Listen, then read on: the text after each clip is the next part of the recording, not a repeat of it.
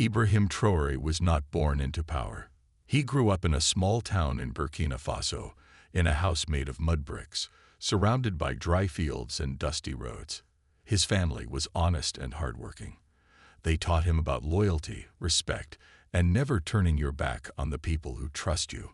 As a boy, he watched soldiers march through his village, tall and proud in their uniforms. Some were good. Others took what they wanted. He saw both kindness and cruelty. And from a young age, he decided that if he ever wore a uniform, he would wear it with honor. Years later, after studying hard and joining the army, Ibrahim climbed the ranks quickly. He was calm under pressure, brave in combat, and smart enough to know when something didn't feel right. Fellow soldiers respected him. Many even followed him without question. He didn't ask for that loyalty. It just came naturally. But his country was struggling.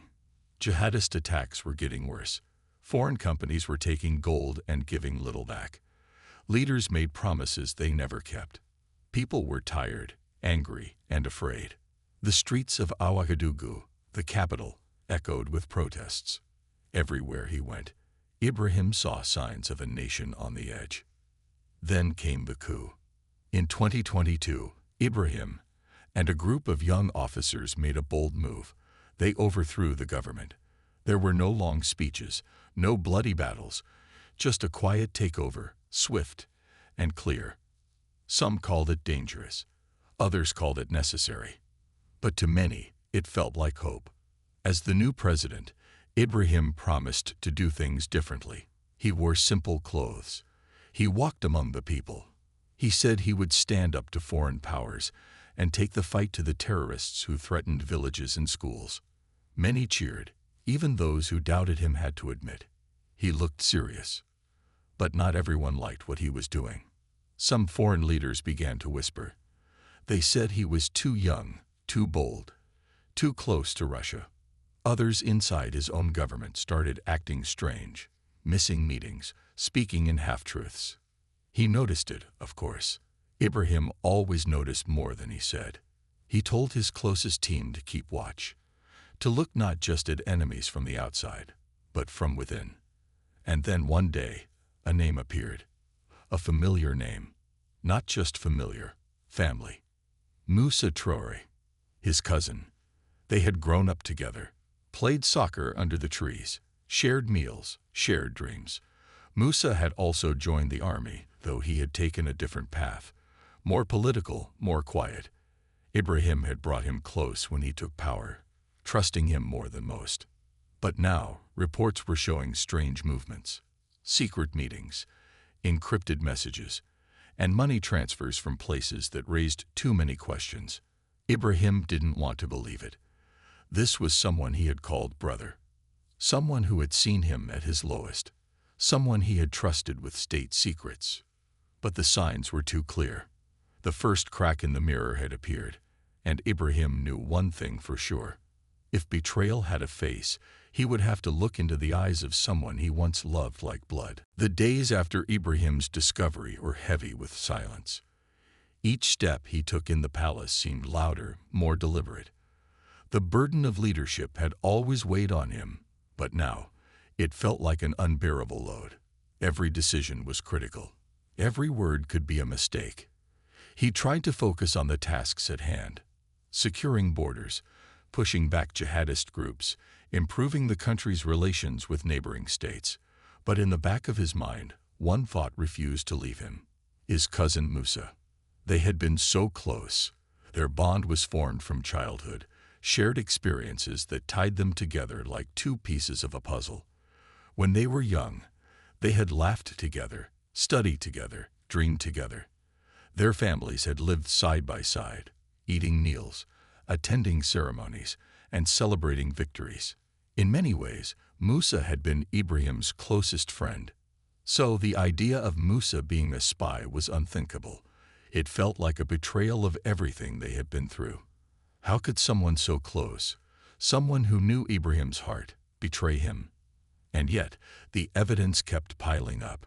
Foreign contacts, secret meetings, money transfers that shouldn't have existed. Ibrahim's mind raced. He wanted to confront Musa, to demand answers, but he couldn't. Not yet. He needed proof, something solid, something beyond the whispers of his team. His officers had suggested discreet surveillance, but Ibrahim hated the thought. He didn't want to believe that his cousin could be playing both sides. If he confronted Musa without concrete proof, it could ruin everything, not just for Ibrahim, but for the entire country. So, Ibrahim waited. Days turned into weeks, and during that time, he kept a watchful eye. He listened to the reports coming in from his spies, trying to catch any hint of his cousin's movements. It was like trying to piece together a puzzle with half the pieces missing. There were moments of doubt. Maybe it wasn't Musa. Maybe it was just a misunderstanding.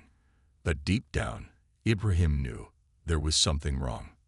Finally, the breaking point came. One evening, a trusted officer handed Ibrahim a sealed envelope. Inside were photographs and intercepted communications that could not be ignored. Musa had been meeting with a foreign diplomat, someone from a country with interests in destabilizing Burkina Faso. The timing was too perfect to be a coincidence. The room felt cold as Ibrahim stared at the images. There was no denying it now. His cousin was involved in something dangerous. But how far did it go? Was Musa truly a spy, or was he simply caught up in something bigger than himself? Ibrahim didn't know, but he knew one thing. He had to act fast. That night, as he sat alone in his office, a feeling of dread settled in. This wasn't just about politics or national security. This was personal.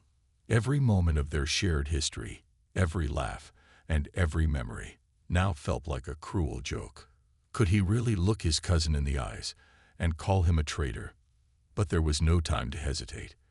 The country's future was at stake, and Ibrahim knew that sometimes doing what was right meant making the hardest choices. The confrontation was coming, and when it did, Ibrahim would have to face more than just a betrayal of trust. He would have to confront the painful truth that sometimes those closest to you are the ones who hurt you the most. The decision was made. Ibrahim could no longer sit in the shadows, hoping the truth would reveal itself. He had to act. With the photographs and messages now in his hands, he called for a private meeting with Musa. There would be no soldiers, no officers, just the two of them. Ibrahim wanted this to be between family, even though the situation was far from ordinary. It wasn't easy to arrange. Musa, like always, had his own schedule. But after a few calls and some quiet whispers, the meeting was set for late one evening at the presidential palace. As the sun dipped below the horizon, Ibrahim prepared himself. His mind was heavy, his heart unsure. He had fought in many battles, stood face to face with enemies who wanted to kill him. But this was different. This was someone he had known since childhood, someone he had trusted with his life. When the time came, Musa arrived, looking as calm and collected as ever. His sharp suit, his confident stride, everything about him seemed just like the cousin Ibrahim had grown up with. There was no sign of guilt, no hint of fear. Musa smiled as he walked in, but Ibrahim noticed the glint in his eyes, a strange, unsettling glint. It was as though Musa was waiting for something. "Good evening, Ibrahim," Musa greeted, his voice warm, almost too warm. "It's been a while since we've talked like this." Ibrahim didn't return the smile. He motioned for Musa to sit across from him, his gaze steady, his mind racing. The photographs and documents were hidden in the drawer, but they were there, ready to be shown. He couldn't avoid the truth any longer. "Musa," Ibrahim began, his voice low but firm, "I have to ask you something." Musa raised an eyebrow, but didn't speak. He had always been good at hiding his emotions, a trait that Ibrahim admired. Until now. "I've been hearing things," Ibrahim continued, "about meetings you've been having. Messages, money transfers, contacts that don't add up." He paused, searching his cousin's face. "Is it true?" The room seemed to freeze. Musa's smile faltered for a split second, but he quickly regained his composure. "What are you talking about?" he asked, a little too casually. These are just rumors, Ibrahim. You know better than anyone not to believe everything you hear. Ibrahim leaned forward, his eyes narrowing. Don't lie to me, Musa. I've seen the evidence. The photographs. The messages. Don't make me show you. There was a long silence. Musa's fingers twitched slightly, but he kept his gaze fixed on Ibrahim. For a moment, it felt like time was standing still. The weight of the conversation hung between them, thick and heavy. You know, Ibrahim, Musa finally spoke, his voice almost a whisper. Sometimes, you have to make choices that others don't understand. You don't see the bigger picture, do you? Ibrahim's heart raced. He hadn't expected this. He thought Musa would deny everything, lie his way out of it. But this was different. What do you mean? Ibrahim asked, his tone sharp. This isn't about choices. This is about betrayal. Musa's smile returned, but it wasn't kind. Is it betrayal? He asked, his voice cold now. Or is it just survival? You think you can change everything, Ibrahim, but the world doesn't work like that. We're in the middle of a game much bigger than both of us. The words hit Ibrahim like a slap. He had never thought of it that way. Was his cousin right? Was there something more to this, something he wasn't seeing? But no matter what Musa said, Ibrahim couldn't shake the feeling of being betrayed. You're wrong, Musa, Ibrahim said firmly, standing up. This is not about survival. This is about loyalty. And you've lost it. Musa didn't respond. He simply stood up, his face unreadable. You'll see, Ibrahim, he said, his voice calm but with a strange finality. You'll see soon enough. The world is changing, and you might not like where it's going. The words hung in the air as Musa walked out of the room, leaving Ibrahim alone with the heavy truth. He had confronted his cousin, but the answers he had received only raised more questions. The night after the meeting with Musa, Ibrahim couldn't sleep. The words his cousin had said kept repeating in his mind, like an echo that wouldn't go away. The world is changing, Musa had said. You'll see soon enough. Ibrahim couldn't shake the feeling that his cousin was telling the truth, though in a way that made him feel even more betrayed. Was there something he didn't understand? Had Musa been playing a deeper game than he could have imagined? The next morning, Ibrahim called an emergency meeting with his closest officers. He couldn't let this go. The stakes were too high, and the safety of the country was at risk. They needed to act, but carefully. If there was a traitor in their midst, they had to be certain before making their move. We have to find out more about Musa's contacts, Ibrahim said, his voice calm but sharp. His meetings, his connections. He's playing a dangerous game, and we can't afford to be blind to it any longer.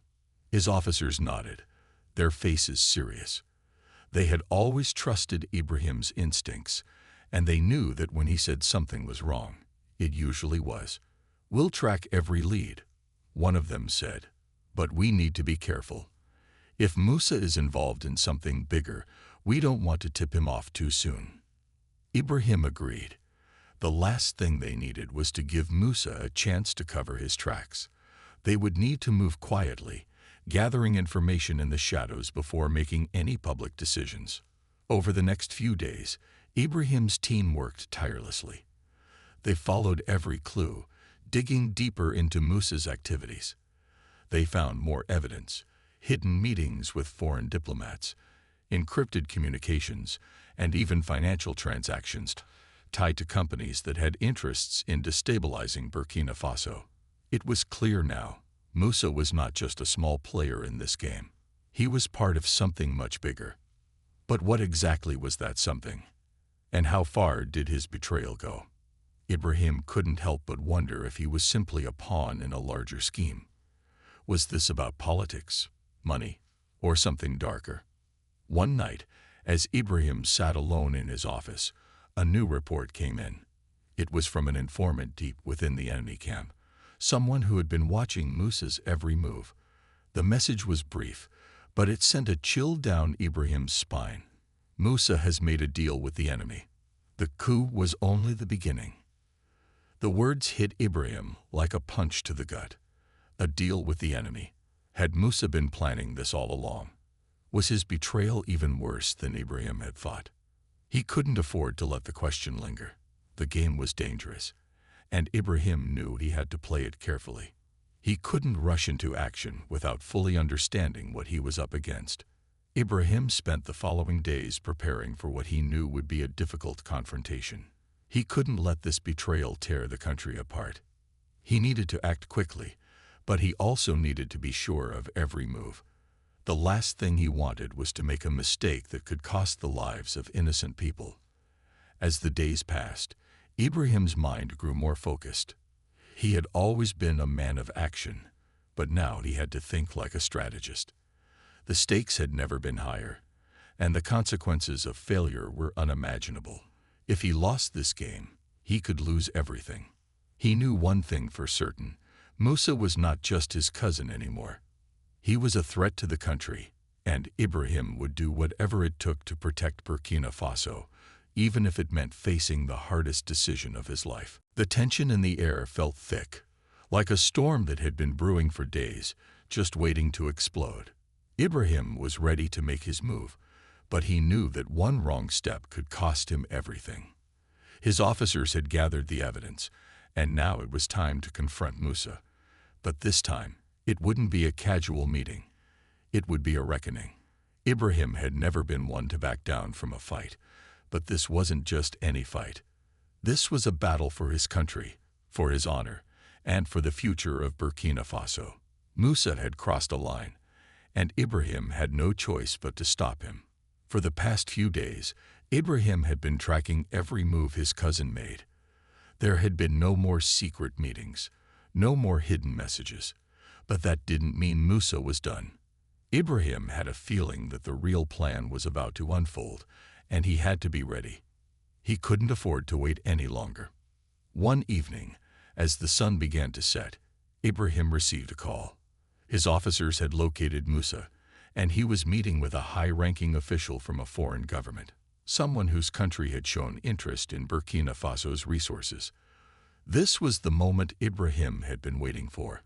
Everything was leading up to this. Without hesitation, Ibrahim called his team together.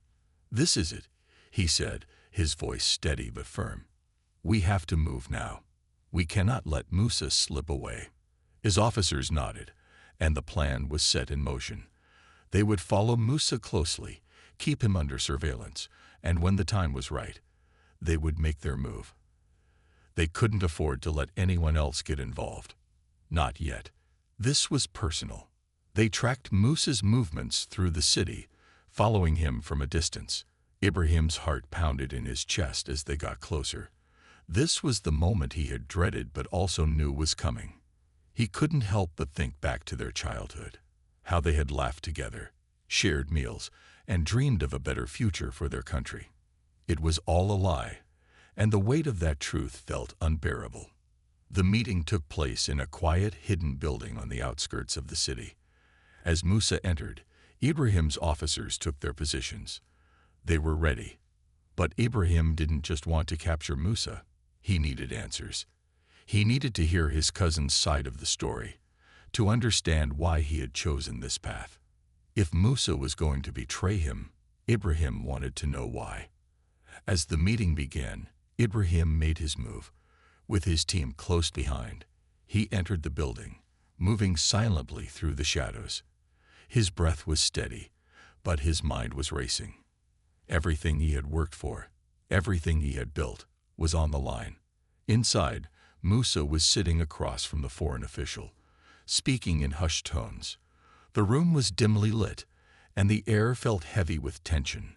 When Musa looked up, his eyes widened in surprise, but there was no fear, only calm.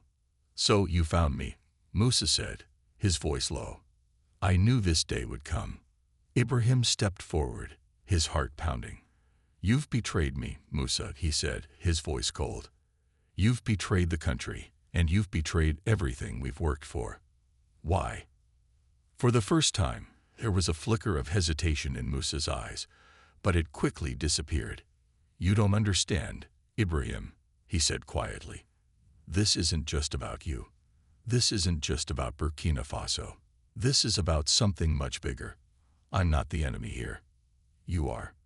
The words struck Ibrahim like a blow. His mind raced as he tried to process what his cousin was saying. Was Musa really telling the truth? Was he really working for something greater than himself? But Ibrahim couldn't afford to get lost in doubt. Not now. He had a responsibility, not just to himself, but to the people who trusted him. "You're wrong, Musa," Ibrahim said firmly. "You've made a choice, and now you'll have to face the consequences." The room was quiet, the weight of the moment hanging heavy between them. The truth had come out, but the battle was far from over. Ibrahim knew that this was just the beginning. The silence in the room was suffocating. Ibrahim could barely believe what his cousin had just said. "You're wrong, Musa," he repeated, his voice steady but filled with anger. "This is not about me. This is about you choosing to betray everything we'd fought for." Musa remained calm, his eyes locked on Ibrahim's. "You still don't get it, do you?" he said quietly. "You think this is about loyalty, about betrayal. But it's bigger than that. Much bigger." Ibrahim's mind raced. He had been prepared for many things, but this wasn't what he had expected. His cousin was not acting like a man caught in a lie. He wasn't apologizing. He wasn't scared. It was as if he believed everything he was doing was justified. "Bigger than Burkina Faso?" Ibrahim asked, his voice sharp. "Bigger than our people? Explain to me how selling out your country is for a greater good." Musa sighed, almost as if he were tired of trying to explain. "You're too focused on the surface, Ibrahim. You only see what's in front of you. There are forces at play that you don't even understand. This country is small, Ibrahim. We're nothing in the eyes of the powers that control the world. We can either keep pretending we matter, or we can get on the winning side." The words hit Ibrahim harder than he expected. Was this really what Musa believed? Was he so willing to sell out everything they had worked for just for a chance at power? It was difficult to accept. Their family had once been united. But now it felt as if there was a wall between them that could never be broken down. "And who exactly is the winning side, Musa?" Ibrahim asked, his voice tight with emotion. "Who are you working for? Who do you think you can trust? Because the people who you're playing with don't care about you. They don't care about Burkina Faso." Musa's gaze hardened, but he didn't flinch. "It's not about trust, Ibrahim. It's about survival. The world doesn't care about us. Not really. We're just pawns in a game. You think you can change everything, but you can't. This is bigger than your ideals, bigger than your dreams of a better country. It's about power. And the ones who have it are the ones who make the rules." There was a brief pause. Ibrahim stared at his cousin, trying to understand what had happened to the person he had known, the person he had trusted. Had he truly become so disillusioned with the world that he was willing to throw everything away for a seat at the table of the powerful? "So, what now, Musa?" Ibrahim asked, his voice quieter now, as the reality of the situation began to sink in. "What happens to us? What happens to our people?" Musa took a deep breath. "You'll have to decide, Ibrahim. You can keep fighting for something that doesn't exist, or you can join me. You're right about one thing. The people who control the world don't care about us. But if you want to survive, you have to play by their rules. You'll have to accept that loyalty to your people isn't enough. It's not about what's right anymore. It's about power." Ibrahim felt a wave of frustration wash over him. Everything he had fought for, his loyalty to his people, his dreams of a peaceful, strong country, all of it seemed to crumble in front of him. Could it really be this simple? Could it really all come down to power? But as much as he wanted to believe that there was another way, Ibrahim knew deep down that Musa was right about one thing. The world was changing. And change wasn't always kind. "I can't join you, Musa," Ibrahim said firmly, shaking his head. "No matter what happens, I will never betray my people. Not for power. Not for anything." Musa's face softened, just for a moment, as if he understood the weight of Ibrahim's words. "Then we're done," he said quietly. The finality in his voice struck Ibrahim like a cold gust of wind. Everything was different now. His cousin, his family, the bond they had shared. It was all broken. There was no going back. Ibrahim's heart was heavy as he watched Musa turn and walk away. Every step his cousin took felt like a door closing between them, a door that could never be opened again. The words Musa had spoken echoed in Ibrahim's mind. "It's about power." Those words haunted him. He had always believed that loyalty, honor, and doing the right thing mattered. But now, it seemed like the world didn't care about those things at all. The world only cared about who held the power. The silence that followed felt suffocating. Ibrahim stood there, his thoughts swirling. The betrayal cut deep, but the hardest part was realizing that Musa truly believed he was doing the right thing. Was it possible? Could the world really be as cruel and unforgiving as Musa said? After a long moment, Ibrahim turned to his officers. They had been waiting outside the room, ready for any orders. But now, everything had changed. The man they had trusted, the man who had been by their side for so long, had betrayed them all. "We have to act," Ibrahim said, his voice firm. "We can't let Musa's plan go through. We've seen enough. We need to stop him before it's too late." The officers nodded, understanding the urgency in his voice. They had gathered enough evidence to take action, but they needed to be careful. Musa was still a powerful man, and going after him would not be easy. There would be no room for mistakes. Ibrahim's mind raced as he made the plan. They would act quickly, moving in on Musa's associates, cutting off his resources and contacts. They needed to disrupt his network before it grew too large. Every decision had to be precise. One wrong move could lead to disaster, not just for Ibrahim, but for the entire country. "We'll need to move quietly," Ibrahim said, turning to his team. "No one can know what we're doing until it's done. Musa has his people everywhere, and we can't afford to give him a chance to escape." The officers agreed. They would go into the shadows, gathering intelligence and making sure Musa couldn't slip away. It wasn't just about stopping him. It was about sending a message. Ibrahim couldn't allow anyone to think that betraying their country would go unpunished. The next few days were a blur of activity. Ibrahim worked tirelessly, coordinating with his team, tracking down every lead, and preparing for the inevitable confrontation with his cousin. There were moments when doubt crept into his mind. Was this the right thing to do? Could there be another way to handle the situation? But each time the doubt appeared, Ibrahim would remind himself that he was doing this for his people, for Burkina Faso. They couldn't afford to let a traitor tear apart everything they had built.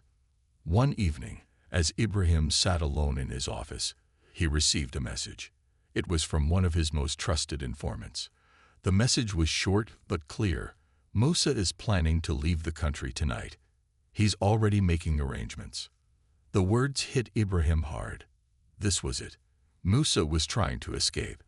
The betrayal was complete, and now he was running away, leaving the country and the people he had once sworn to protect behind. Ibrahim stood up, his decision made. He couldn't let Musa leave, not like this. It was time to finish what they had started. "Prepare the team," he said to his officers, his voice steady. "Tonight, we stop him once and for all." As Ibrahim and his team moved into position, the final choice was clear.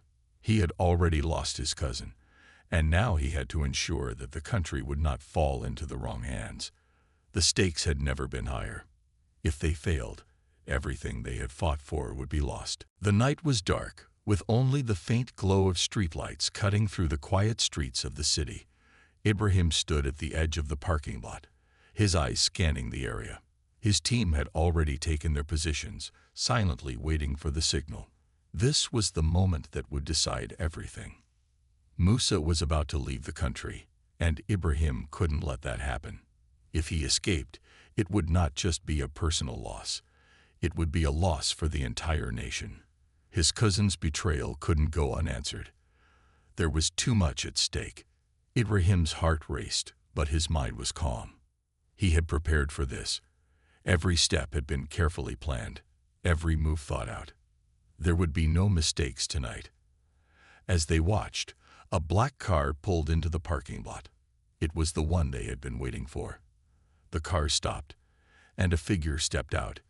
Ibrahim's heart tightened. It was Musa. He could barely see his cousin's face in the darkness, but the way he walked, there was no hesitation, no fear.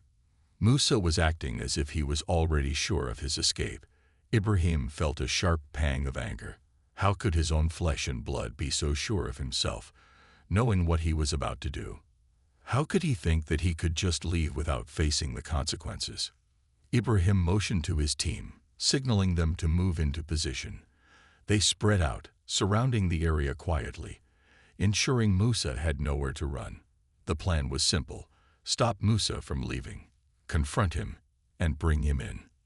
Musa reached the edge of the parking lot and turned to walk toward a waiting plane, his steps slow and deliberate. He didn't seem to notice the figures moving silently in the shadows. It was as if he believed he was untouchable, that he could slip away, and no one would stop him. Just as he was about to reach the plane, Ibrahim stepped forward, his voice cutting through the quiet night. "Musa, stop." Musa froze, his body tensing at the sound of Ibrahim's voice. Slowly, he turned around. For a moment, neither of them spoke. The silence stretched between them, heavy with the weight of everything that had led to this moment. Musa's eyes met Ibrahim's, and for the first time, Ibrahim saw a flicker of something. Fear, regret, but it was gone in an instant, replaced by the cold, determined look that Ibrahim had come to expect.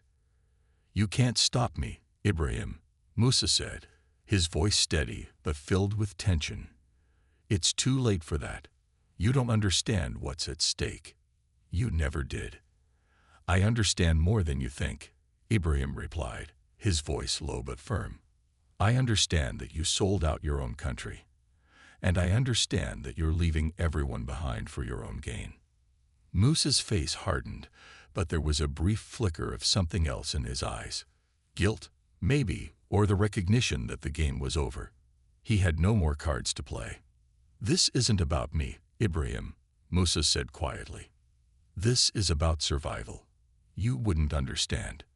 Ibrahim took a step closer, his eyes never leaving his cousin. "I understand more than you know, and I'm not going to let you get away with this." With a sharp motion, he signaled to his team. The officers moved quickly, surrounding Musa and cutting off any escape route. Musa looked around, realizing he was trapped. For the first time, doubt flashed across his face. "It's over, Musa," Ibrahim said, his voice filled with finality. "You made your choice. Now you have to face the consequences." Musa stood still for a moment, his eyes scanning the officers around him. Then, slowly, he sighed. It wasn't a sign of defeat, but of acceptance. "I never wanted it to end like this," he said quietly. "But it's too late now." "It doesn't have to end like this," Ibrahim said, his voice softer now. "You can still turn back. We can fix this if you choose to." But Musa shook his head. "No, Ibrahim. It's too late. I made my choice, and now I have to live with it." The officers moved in, taking Musa into custody. As they led him away, Ibrahim stood there, watching him go. It was over. The betrayal was done. And while Ibrahim had stopped his cousin from escaping, the damage had already been done. The road ahead would be hard, but Ibrahim knew one thing for sure. He had made the right choice. He had protected his country, and he had stayed true to the values that had guided him all his life, even if it meant losing the person he had once trusted most.